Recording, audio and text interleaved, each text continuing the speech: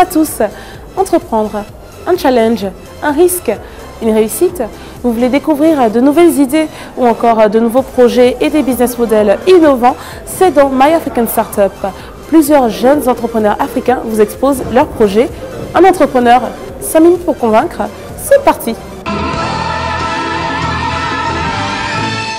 Alors moi, mon projet, c'est en 2 volets. C'est vraiment faire de l'éducation, de la sensibilisation sur les cheveux naturels, comment les entretenir, qu'est-ce que ça veut dire être nappy, être naturel. Et le deuxième volet, c'est créer des produits avec des ingrédients naturels comme le beurre de karité, l'huile de coco et puis le beurre de cacao qui sont déjà ici en Côte d'Ivoire.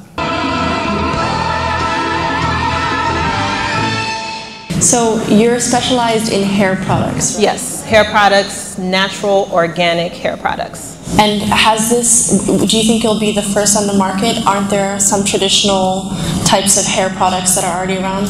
Not necessarily, not in Côte d'Ivoire.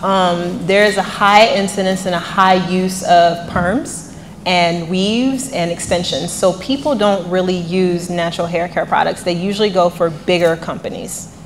Right, and how do you think that natural products compare in terms of price and quality to what's on the market? I think that because I'll be using local ingredients, they'll be a lot cheaper because a lot of the products that are used here by African women are imported. Okay, and the quality? Quality in terms of my... Will it have the same does it have the same effect as... Yes, I use them and I've been using them, and so when people look at my hair, they usually want to know. Je ne suis pas une femme, donc c'est un sujet un peu compliqué, mais vous en êtes où aujourd'hui? Là, ça fait la 2e année. Je suis en train de travailler avec un salon de coiffure qui fait aussi les développements pour les produits naturels pour les cheveux. Alors là, on est en phase, on vient de trouver comment on appelle ça, où faire produire les produits. On a trouvé un atelier et on est en train de parler avec la dame qui est déjà chimiste et qui va nous aider à vraiment plus développer. Parce que j'ai déjà créé les produits l'année dernière, mais le problème que j'avais, c'était vraiment la main-d'œuvre. Parce que tout était à moi-même mes coûts. So, je veux vraiment prendre des jeunes femmes et vraiment leur expliquer comment entretenir les cheveux, comment créer des produits à base de beurre de karité, d'huile de coco et faire ça à la maison, comment vraiment le faire. So, c'est là qu'on en est. Quelle est la recette et est-ce que vous allez le protéger? Et comment est-ce que vous allez là, on est en train de faire une application pour le brevet et c'est là qu'on commence.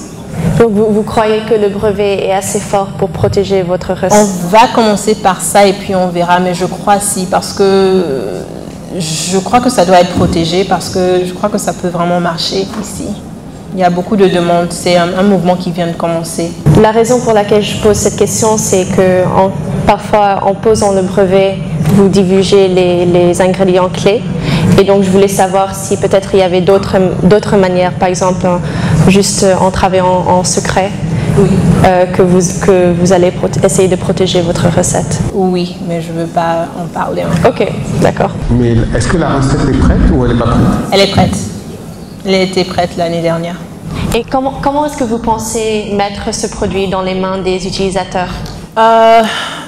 Bon, mettre dans les mains des utilisateurs, ce que j'ai vraiment remarqué, c'est que quand on me voit, c'est comme si je fais le marketing déjà. Alors, il y a un groupe qui s'appelle Nappies de Baby qui a environ 9 à 10 000 membres sur le Face.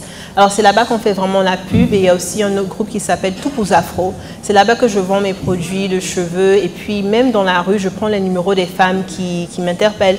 Même aujourd'hui, il y a une dame qui m'a demandé « Ce sont tes cheveux, t'es sûre? Est-ce que tu peux me donner des conseils? Quel produit ?» J'ai pris son numéro. So, ça commence un peu comme on dit le grassroots, c'est la phase pilote.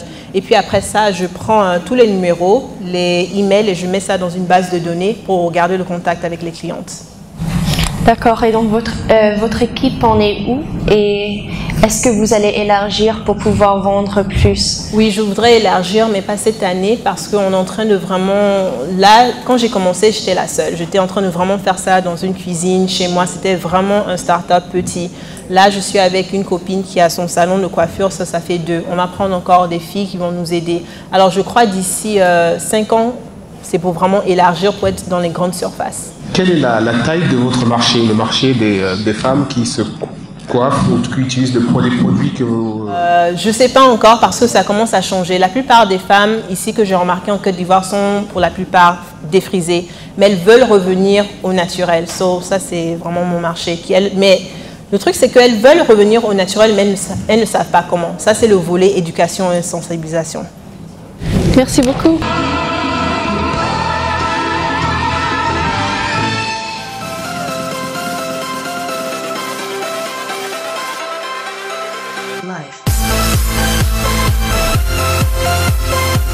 Merci beaucoup, c'est la fin de cette émission. Si vous souhaitez participer, vous pouvez envoyer un dossier à My African Startup et retrouvez-nous sur le site myafricanstartup.com. On se retrouve la semaine prochaine pour de nouveaux projets. À bientôt.